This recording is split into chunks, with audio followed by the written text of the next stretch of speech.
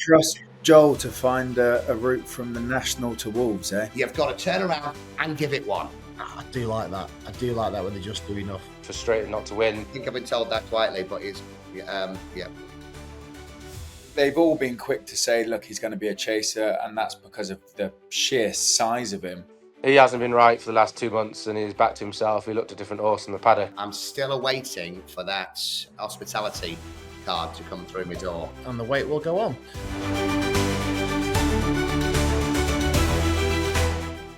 As you can see, ladies and gentlemen, we've got a fourth member joining us for a very special edition of Road to Cheltenham, and he's a proper expert. He's a trainer, not like these two numpties who I'm normally with. So we're going to the lowdown. Delighted to say that Josh Guerreiro has taken time out of his busy schedule to join us, and then we'll speak to John and Frankie about the weekend action. But I'm delighted to have Josh with us because obviously we saw the return of Jagwar at the weekend, finishing third at Cheltenham. Josh, how happy were you with the run? Yeah, very. Obviously frustrated not to win, but felt the race just didn't really go our way as well. They went no gallop. The first and the second were in the front first two the whole way, and we just had to find our way from the back off a slow gallop, like I say, and had top weight. It made it very hard for us, but it was a good run. His jumping, hopefully, still waiting for it to improve, but it will do at some stage. It's improved a bit till now, so hopefully it carries on doing so. I'll come to jumping in a second, but you said going into the race, I mean, obviously you had him right a month ago, but how significant is it when you have a horse ready to go and then you just have to back off him? Obviously conditions weren't right with all the rain we've received in the November meeting. You just have to back off and then go again. How significant is that? Yeah, it's different for every horse. I mean, I felt like he was absolutely bouncing for the Paddy Power. I was gutted when he couldn't run, and then whether he's quite as sharp, I wasn't sure for the other day. It could have been a little bit. I don't think he was quite as sharp as he could have been, and maybe just that, like you say, have him primed for that one day, and then give him 10 days off and try and wind him back up. Doesn't work for every horse. And you mentioned obviously he's jumping. I mean, it was just sticky, but he never looked like coming down. Even when he pecked on landing, I think it was the second last on the first circuit, just had a little peck on his nose, but he never really looked like coming down at any stage. No, he never does really, and he doesn't actually lose too much momentum, but it's just messy, and it just doesn't help you hold your position in the race, which is probably how we end up at the back.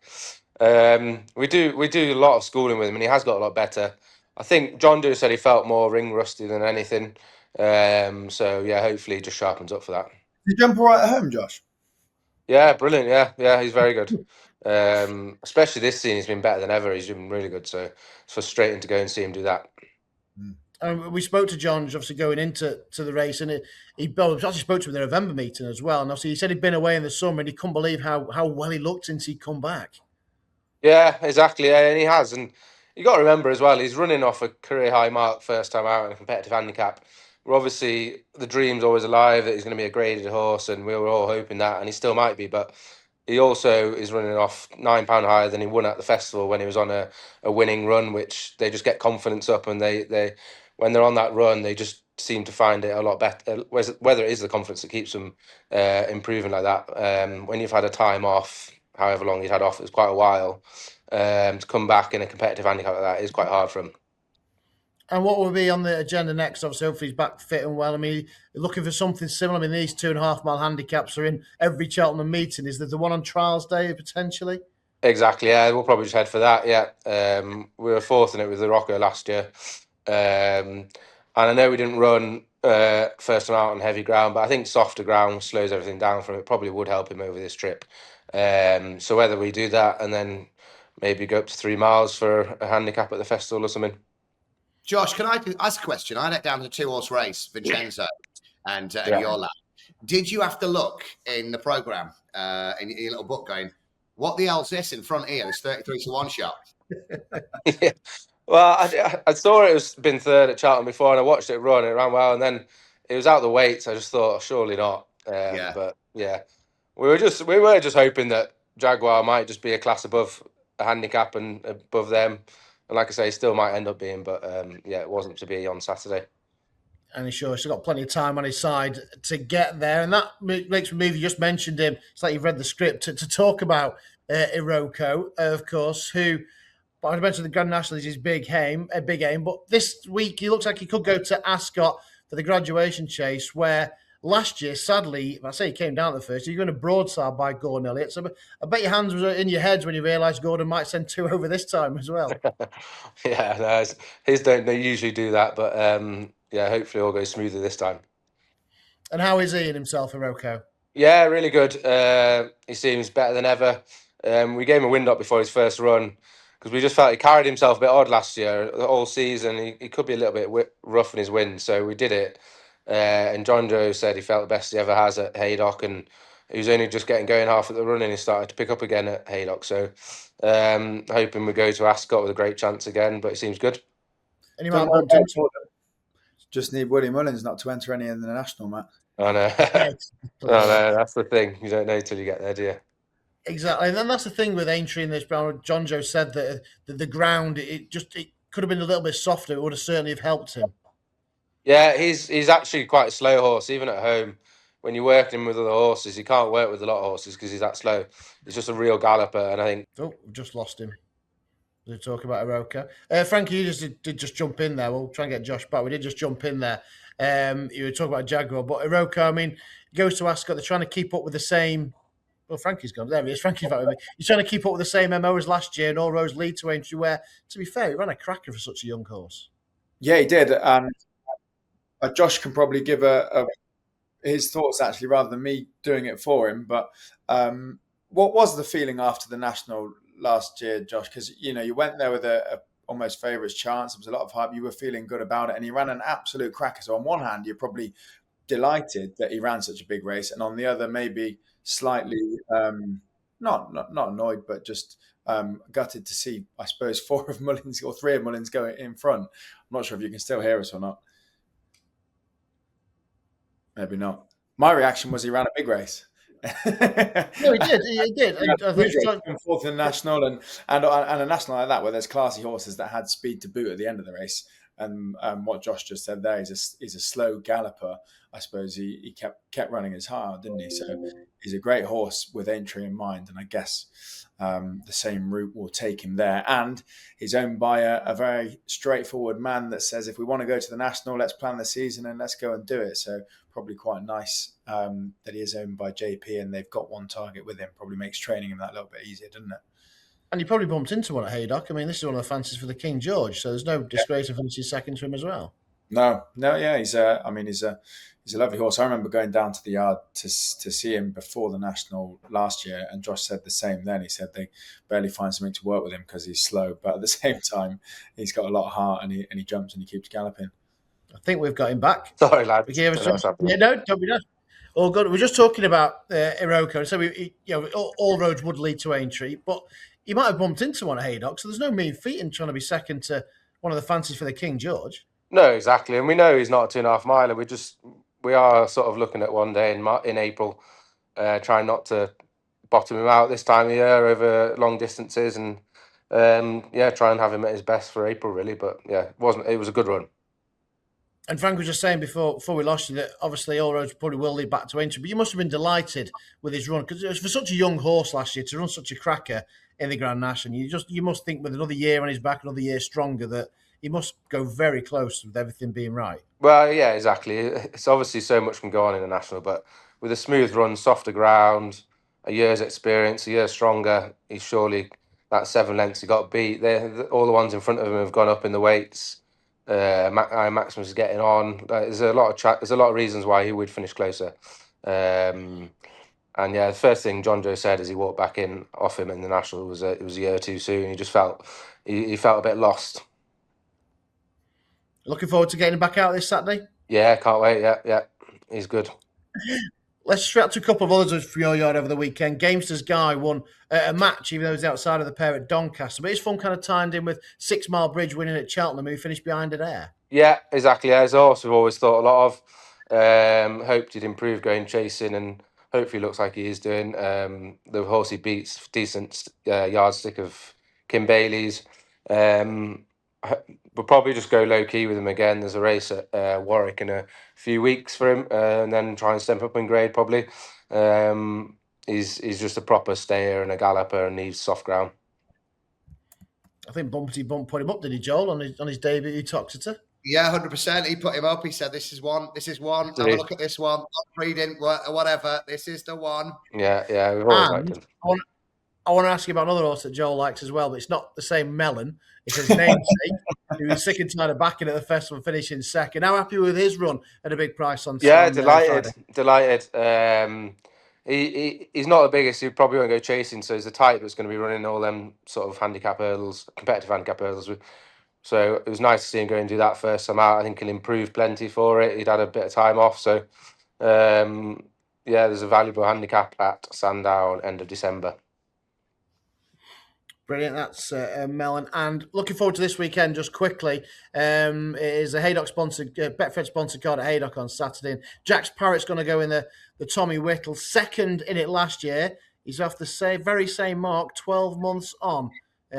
How is he in himself? Yeah, very well. Yeah, we gave him a little spin at Bangor over hurdles just to give him a blow. Like a lot of ours this season, he needed it a lot more than we expected. So he's improved masses and he goes back there fully ready for it. And like you say, off the same mark, I prefer it to be heavy than good to soft, but we'll just have to see what the weather does this week. He seems to love heavy ground and hopefully goes there with a good chance. Yeah, there's plenty of rain around this week. And he's just an out-and-out stayer, which is kind of what you need for these staying chasers at Haydock. Definitely, yeah, exactly. He's a mudlark and he just keeps going, so yeah. And just finally, you did just allude to it there. Obviously, it's taken a while. They've all needed a run this year. I think you backed off them, didn't you, early on in the season? I know there's been issues at Jackdaws as well. They've had to had a bit of a break, but all well in themselves now? Yeah, we've definitely seen them turning themselves at home. We had the case of strangles in August, which is when you just start to be building them all up cantering. And we couldn't do anything with them for a month basically, so it just put us right back. Just affected them all probably more than we realised. So all their first runs have been a bit average, but we've seen them all turn, and we've had 5 seconds and 3 winners in the last 10 days or something. So yeah, I think it's starting to turn now. Fantastic. Well, best of luck, and hopefully I'll see you in the winners' enclosure. You may present the trophy on Saturday. Before we do let you go, Joel's got his hand up like a good kid in school.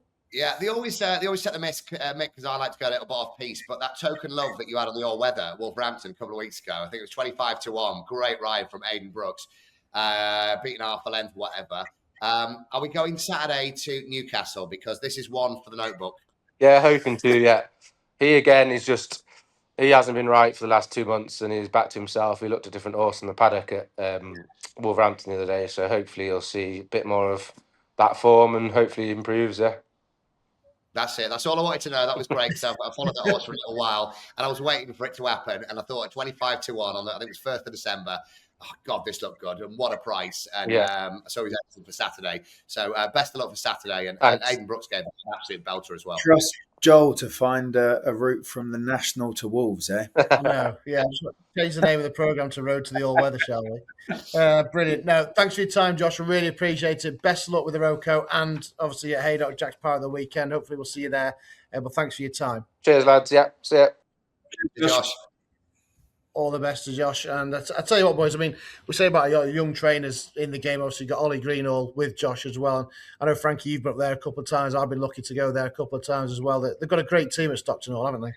Yeah, great operation. It works really well with the pair of them as well, I think. And yeah, the one thing I took away from the yard, and I was going to, or should almost ask them about them then, is just how's the team in terms of the people down there? Because when I went, something I noticed, they were all just so smiley. Everyone sort of got on. It was a really nice atmosphere. And I think that makes a big difference for owners who have a horse in the yard when you come down, and also just for the horses as well. If everyone's happy and healthy and working towards the same goal, it seems to really work. They took a bus full of the staff to Aintree, which says a lot, I think, to sort of put that on, and everyone went together and they were all supporting Iroko as sort of a big unit. I thought it was really cool. So yeah, they're a good team and good people, and I'm sure they'll have plenty of success in the future as well. That's lovely. I love that, the fact that Josh and his team can take a bus full of people to Aintree. Haydock this weekend is the big sponsored Betfred meeting. I'm still awaiting for that hospitality card to come through my door. That's all I'm saying. And the wait will go on. If you want to come and join us at Haydock on Saturday, you're more than welcome. Is that to me or to people watching? Yeah, the whole If audience. you want to come, anybody can come. Yeah, the whole audience. Yeah, both of them. All three of them. Right. Obviously, we spoke about Jaguar from the weekend. He was like the main taking point. Let's rattle through some of the else from Cheltenham on the weekend. What about Manella Studies' triumph claims? I mean, I know we'll see a lot more good juveniles between now and then, but he's certainly going the right way, Joel. Yeah, 100%. Obviously looked decent. I didn't realise it was Adam Nichols' first horse he trained at Cheltenham this weekend. Well, the first time he's had a run at Cheltenham, so he's 100% there. I think in that race, if you're looking at back from a different point of view, the favourite didn't fire that day, and the horse in second, that was an eye catcher. You know, I may have been watching it a little bit too closely because I backed it. Was it Winston Jr., wasn't it? It was keen, was it? Really keen. And well, you're probably thinking Fred Wintermore, aren't you? Yeah, I was thinking so, but Harry Cobden didn't give the horse a massive a massive ride. Let's just say that. But favourite didn't fire, and the winner looked good, but there was you know, you can only beat what's put in front of you, but there was a couple of excuses behind, I thought. What about you, Frankie? I mean, well, another taking force was Carl and Rigg. He looks a big baby. He's a great big chasing type. But Harry Skelton afterwards said he might have the brain for something like the Albert Barley at the festival. Yeah, he did, didn't he? They've all been quick to say, look, he's going to be a chaser, and that's because of the sheer size of him. But you'd have to be impressed. I was excited to see, or I thought Conman John would have been the winner, and I was looking at him as a festival type. So if my assessment of him was half right, then I think to go and beat him in a bit of a battle like he did, then he looks a nice horse.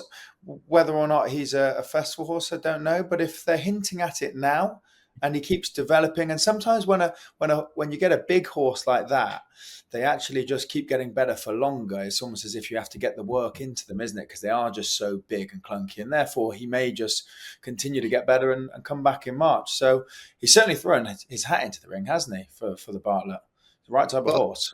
But you have a look, and Conman John is probably the same price, or slightly bigger.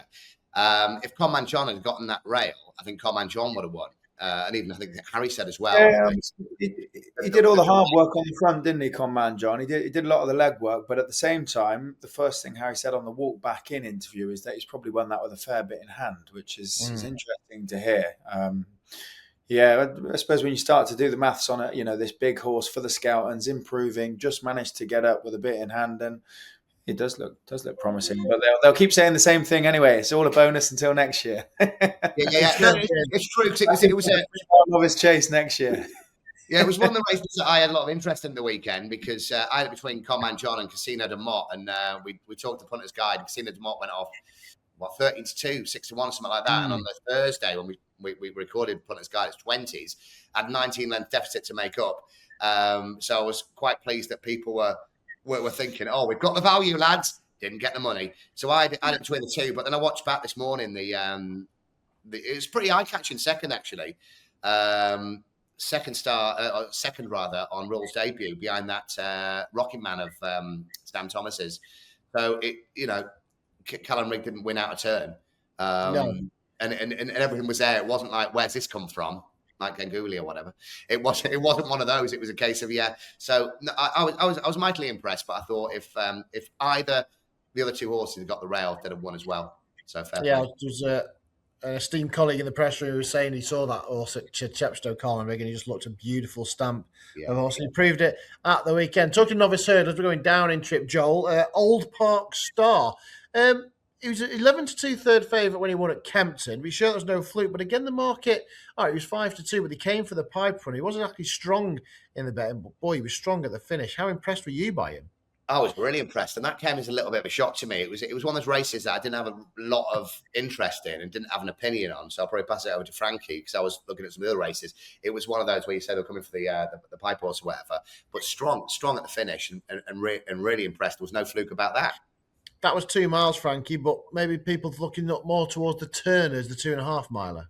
I'd guess so. I was really, really impressed with Old Park Star. I thought he was one of the most impressive of the weekend for me, or one of the standouts anyway. I think he's really sort of jumped onto the festival scene. And yeah, if again, adding up sort of trainer comments and owners as well, Active Innocence, who won at Newbury and who worked with Constitution Hill on the Gallops morning before Newbury, actually, and after that attracted some support for that novice hurdle at Newbury, it is owned by the same people as Old Park Star. So they've got two nice novice hurdlers, and Henderson had dropped into an interview that Old Park Star, if any of the two was going to be a 2.5 miler, it would be him, but they could both be 2 milers, were his words. I would suggest, given they're owned by the same people, if they think that Active Innocence is good enough, he would be the Supreme horse, and then Old Park Star would be the Turner's horse. However, in my opinion, I would question if Active Innocence is good enough, and therefore Old Park Star does have the choice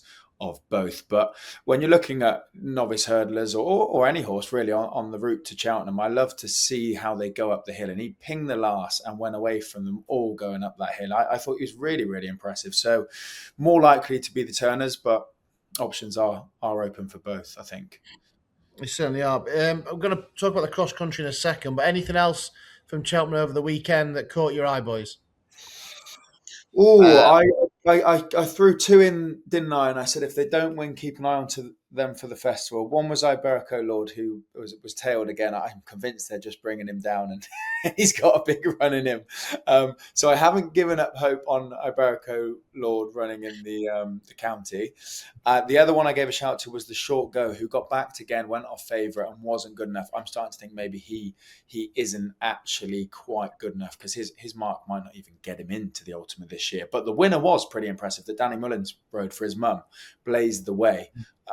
Perhaps that would be an Ultima horse, but no, there wasn't loads, to be honest, this weekend, Matt. There wasn't loads that was really getting me excited. I think the last horse we mentioned was probably my favourite, Old Park Star.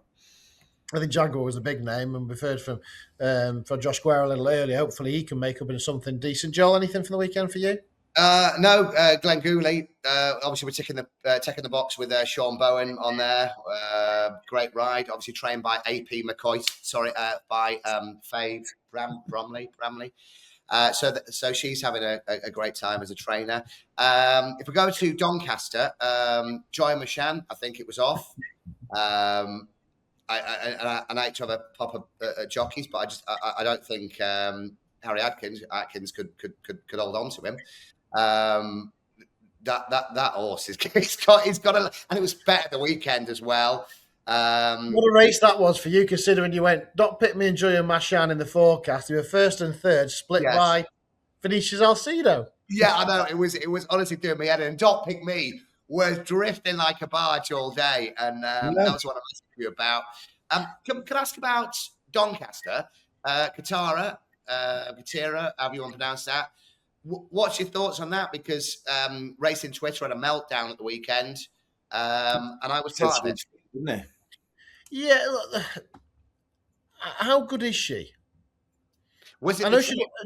I know she was miles better than the rest of the race, officially on official figures. But she won at Wetherby when Golden Ace was obviously not quite right, so you can't take that form of face value. And I think she has won 3 miles around Kempton, but it was a soft ground. Is she a bona fide stayer at that trip? The market drift was a little bit interesting. There's a big tempo on the Irish horse as well, but she was given a quiet ride and she was out the back, and I think she was expected to pick up, and she just didn't. Whether it was a tacky ground or not, she didn't jump particularly well. So I'm just not sure if the horse was right. I mean, people try and pick holes in everything, and jockeys, and obviously think it's sinister. But I just think that when he pressed go, she wasn't there because she didn't find much. She just stayed on at one pace in the end. No. I think so. I think look, missed the break, but was held up in last. But that's how she runs, isn't it? Missed it by maybe 6 or whatever. Lugged into the race, 3 out. I'll presume would have gone really short in running. There was, she pecked the last. There was minimal effort made, and we've been talking about Tristan Durrell being quality and he's power packed.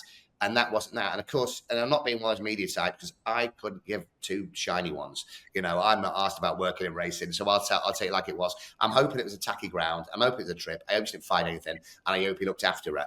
But just from a TV race on a Saturday of watching it as a punter, it doesn't look good. It Visual. And the whole thing that they're all at now, and I don't know if they learn it at jockey school or whatever. When your horse is beaten now, you've got to turn around and give it one. So you could have been leading, but you're going to fourth, and you've just got to give it one just to prove that that you're trying. And it just doesn't look good. Now Dan Skelton came out and just said run flat, and moved on, and there was no excuses there. But I just think the way I think it was Luke Harvey just skated over the fact that she did all she could do, and it was like, well, maybe she did, but explain to a punter if racing's this problem. Explain to me what happened. I get that, but in the first race, Real Quartz, he drove that one out for all it was worth to get up, and I just think that he went for her and she just wasn't there. And I say her jumping wasn't foot perfect early on. You thought when the Irish horse was under pressure, was the first one beaten, really, that she would have traded a lot short. She just come across the rail, but I'd say officially she was miles better than them. But I'm not sure. I think she's got an inflated rating on what she's done previously. I think probably wasn't as far ahead of the rest, and she probably did just run a little bit flat. Like I say, they're not machines, are they? No, I'll take that. I'll take that, and I hope that's the case. But sometimes it just doesn't look good. It doesn't. I 1,000% agree. Sometimes it doesn't look good, but I think I think there's a reason, and I think sometimes there's a lot worse, and you can see a lot more on the racetrack as well. And I think there's been, Supremely West go around the inside at Cheltenham was an interesting one compared to that. What about though? And a horse that I'm definitely keeping an eye on here, Crystal Destraval. Read nothing into the weekend. Okay, made a mistake 2 out, won by 38 lengths, but with the greatest respect, probably beat trees. But you go back to that Warwick run, Baron Noir, who was highly thought of, has come out and won quite nicely. Utoxeter since, cost £400,000. This is a horse for me with a huge future.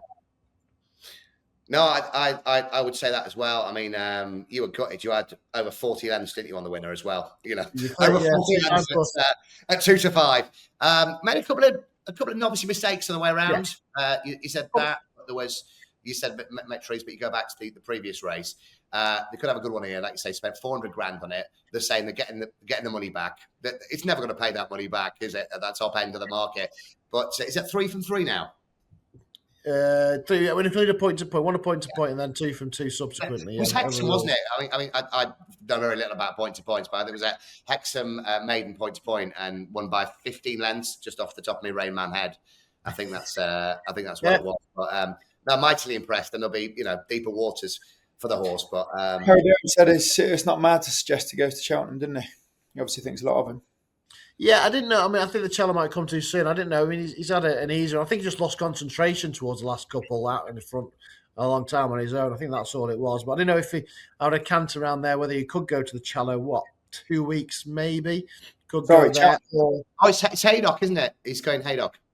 Is he going to Haydock? Is he? That said, yeah. I think I've been told that quietly, but he's, yeah.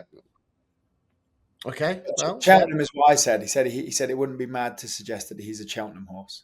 No, I 1,000% agree. 1,000% agree. I think he's a real. And he also said he doesn't do a lot. He said you could work him with a slow horse and he'd just float alongside him, and you could work him with a better horse and he'd do the same. So, yeah, who knows where the limit is. I do like that. I do like that when they just do enough. That is, he's one that's certainly going to be keeping an eye on. Right, let's just. You might laugh at because you laughed at him before, but I reckon he's going to string a couple of races together. You laughed at me when I put him up for the pipe because he's a big slow boat. But he is now over fences, and he did win a novice chase at the weekend. The Enabler. Oh, yeah. He's midfield in the pipe, but he looks quite handy over fences, and I think he could find. I think there'd be a nice 3-mile handicap chase for him. Maybe at DRF or over Christmas. Well, not probably Christmas too soon, but maybe in February. He wouldn't go to the Ultimate, would he? Because he needs 4 runs, and he's only ran twice, so there'd be a bit too much to do with him before then. But I bet there's a handicap in the Enabler. Still, the big boats. Well, you probably get one early January and then one at the DRF, and then. Yeah, potentially. Yeah, I guess so. It's not completely out of the question, is it? Yeah. No, though the handicap chase of the festival, even the domination, certainly the Ultimate, they haven't got a great record, have they? No. Bit of a better record. what was that over the weekend? So something, 2-5. Would he be taken off his feet? Something like the plate. I think they won it with Empire of Dirt recently, Yeah. potentially. Talking of slow horses, cross country. I was going to say, you try and sell me one, are you? Here we are. I've got one for you. Oh, I tell you what, it's faster than lightning, this one. You get this one for you. This will be great for you, Andrew. You've had enough slow horses. The horse in focus this week was going to be, it's the cross country, it's not really horse in focus. It's kind of the yard with Gavin Cromwell, because he's starting to become, for me, the new endomologist. He's got Stumptown, of course, the reigning champion. Then he pops up with final orders, and all of a sudden, this yard, having been in the doldrums, are just starting to turn a corner, coincided with Frankie's recent visit. Yeah, I just, worked my magic like I did at Gordon's. I shoed that horse and he won at tens the next day. He's been on a lucky streak since, and, just popping. No, to be honest, Gavin Cromwell's horses were running terribly when I popped in, so I definitely can't take any credit for that. But Oh, hang on, maybe it's a little bit like Faye Bramley's, where if AB McCoy sits on one, so you've got him there, and he's gone. Listen, Frankie, they're running like boats. Can you get on there? And you've got there. You've taken your Cavalli suit off. You've taken your tie off. You've got him there, and you've given him a little ride out. Yes, not sure it quite went like that, but Gavin did also say, didn't he, which I think is fair enough. He said a lot of them are up to their marks and can't quite win off them. So you can see how the season will play out. Potentially a slower start, and he'll hit form, and then he'll be flying, I'm sure, by the end of the season. There's no doubt that he's going to have a strong season. What will be interesting is what Keith Donoghue rides come the festival. I think that's what you're back, isn't it? To be honest. That's what I was about to say. Surely he can't get off Stumptown, but it's his fifth win now on the cross-country course. He's starting to become a bit of an old hand at it. And as I say, Gavin Cromwell becoming the Banks king, and he's probably the yard you're going to go to for these type of races now, Joel. Oh, you've got to be. I mean, that horse in second, that was the gamble all week, wasn't it? It was like, I think, was it the 5-time French winner, whatever it was. But I just saw it tumbling down. I think went 7-4 and 9-4 or something like that. My mate's really happy because he's back the Gotha at Nancy Post in the cross country already at 40s, which was nice. And the Gotha beat that winner by 12 lengths at Punchestown last time out, so he's happy about that. You can't get off Stumptown. No, they'll be trained for this.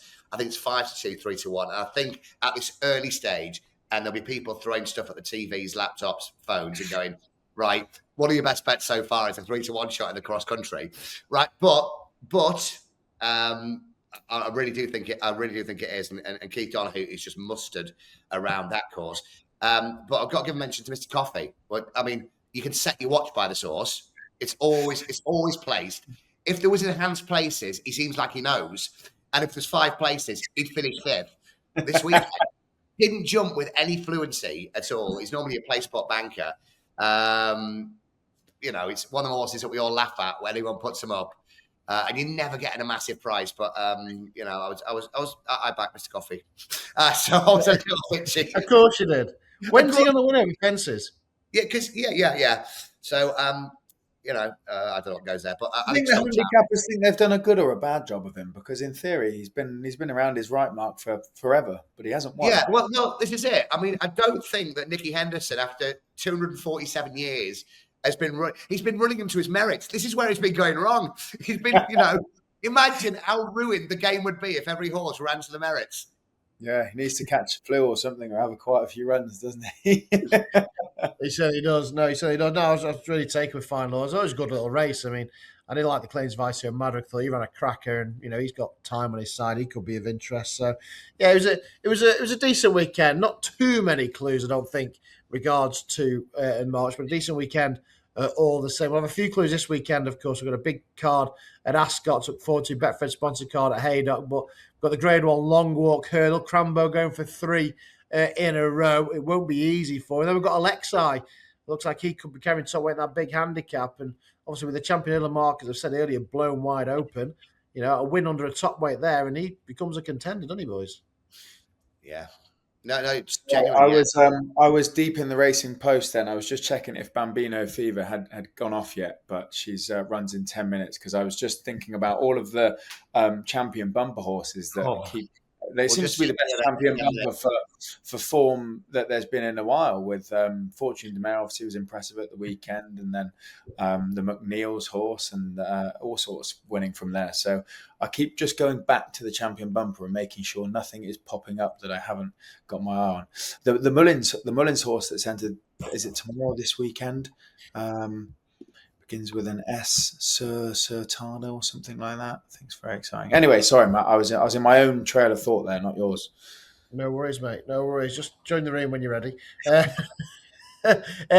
Anything else? Obviously, you've been to Hong Kong. I'll blame it on sleep deprivation. Anything else that you'd like from this weekend to give us a shout out for? I think that's me.